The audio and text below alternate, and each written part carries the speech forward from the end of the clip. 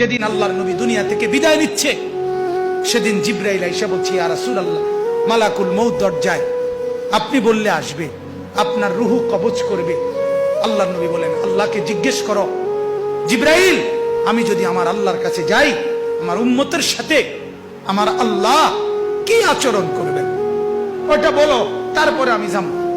জিবরাইল গেলেন, আল্লাহর নবীকে আয়েশা শুনাইলেন, ও নবী, আল্লাহ তাআলা জানাইছেন আপনার অবর্তমানে আপনার উম্মত যখনই মাফ চাইবে আল্লাহ তাআলা আযাব দিবে না, সাথে সাথে মাফ করে দিবে।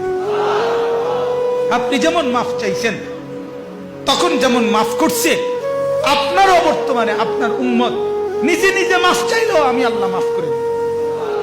এতদিন তো কে মাফ চাইছে? নবী নিজে মাফ চাইছে। এখন তো আপনি না থাকলেও আমি ওয়াদা দিলাম, আপনার উম্মত যদি নিজে নিজেও মাফ চায় আমি মাফ করে দিই।